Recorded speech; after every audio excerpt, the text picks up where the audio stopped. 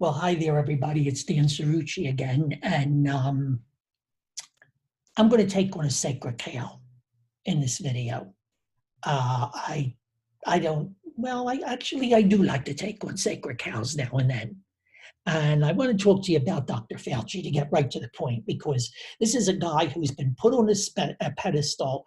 He's reached almost mythological proportions in this country. People are afraid to disagree with him. The media genuflects. He merely has to enter a room, and the media genuflects in his presence, and it hangs on his every word. And by the way, he's given us lots and lots of words and lots of statements. He has a habit of going on, and well, I want to just point some things out to you about Dr. Fauci, as someone who's been in the communications business for a long time, and someone who knows a little bit about words and a little bit about image and a little bit about cultivating the media. I want to point some things out to you about Dr. Fauci, and I've prepared a little you could call it a PowerPoint, if you will. It's a very crude PowerPoint, but it's a PowerPoint about the Fauci fallacies. The Fauci fallacies, okay? The good doctor has some erroneous zones, okay? And this is how the good doctor, in the end, manages to evade accountability. The first thing he does is he equivocates in a lot of his answers. He sets up a false equalization between two ends. He always checks himself. So he's inclined to give answers that go something like this. So on the one hand, when you consider all of this, but then on the other, when you consider all of that, okay? He's on the one hand, but then on the other kind of guy. If you listen to his answers and his explanations very closely, you'll find that he avoids clear declarative sentences. The second thing he does is he prevaricates. So he equivocates, he prevaricates. That means that he's always evading. He misdirects while seeming to tell you what you want to hear. So while you're listening to him, you're hearing to a large extent what you want to hear. But if you really listen to him closely, you will find that he is evading in his answer. He's not giving a definitive answer. So he equivocates and then he prevaricates. The third thing, he dissipates. He dissipates. What do I mean by that? Well, he has a habit, I don't know whether you've noticed this, of vanishing, of disappearing when things get hot, or when it seems like he's been caught in a contradiction. You don't see him for a while. Have you noticed that he doesn't seem to be around at strategic moments? Now, the president of the United States is pretty much always there, and so is the vice president. They have to be. That's their job. They're the number one and number two in command. Or as it says for the presidency, the buck stops here. The president can't hide. And goodness knows Donald Trump doesn't. No president has been more accessible and available to the media and the American people than Donald Trump. But you see, Dr. Fauci, he can weasel away for a while when he wants to, and he doesn't.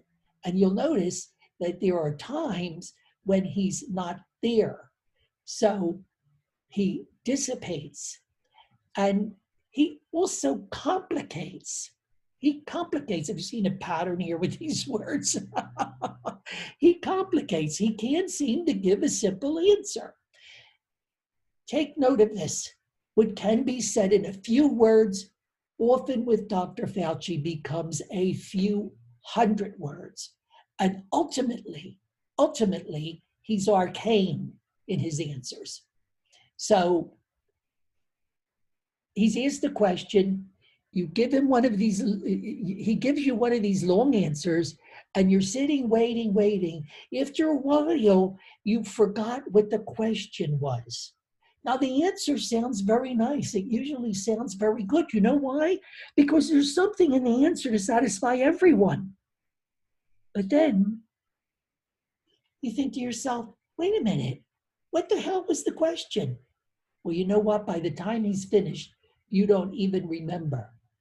He complicates.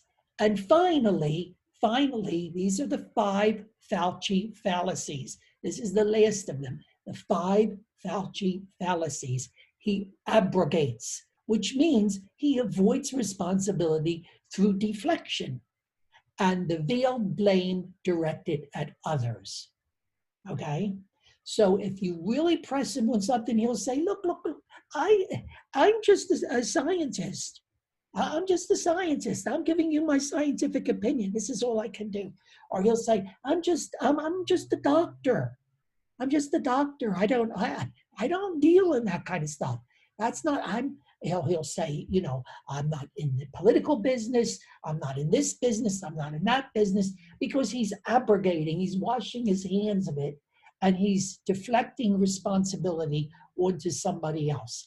He's very, very good at these 5 techniques: abrogating, complicating, equivocating, prevaricating, okay, and dissipating. Very, very good at these. So here he is, Dr. Fauci. He's been in this job, folks, longer than J. Edgar Hoover was the director of the FBI. And prior to this, nobody had served in one job in government longer than J. Edgar Hoover. Some of us actually remember J. Edgar Hoover. Believe me, he was a very, very dangerous man, and it was a very, very frightening time. He had been in far, far too long. Dr. Fauci is 79 years old. Like I said, he's been doing this for a long time. He makes $385,000 a year, almost as much as the President of the United States. The difference is, of course, that the President of the United States,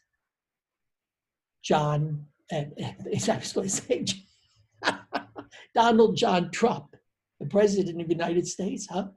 You remember that. He is the President of the United States. Some people don't want to admit it, but he is. Okay? He's the President.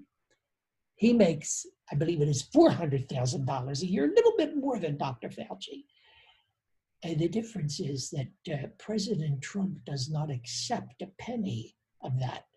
He does not accept a salary. He donates all his money to charity. Now, you like Dr. Fauci? You believe in Dr. Fauci? I know he has a wonderful bedside manner, and that's important to a lot of you.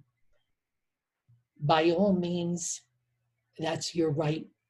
Those of you who have faith in him, like they say, if you want to stay home, stay home. There are people that don't want to stay home. Okay? Those of you who have faith in him. I just wanted to take a few moments to point out the 5 Fauci fallacies. And if you listen closely, if you watch him closely and you listen closely, if you pay attention to what he's saying, not the image and all that, and you listen for what he says, not for what you want to hear, I think that the Fauci fallacies will become more clear to you, and you'll see what I'm talking about if you haven't already caught on, which some of you have caught on and have brought some of these things to my attention. Okay? And it's been nice chatting with you. Thanks. Bye.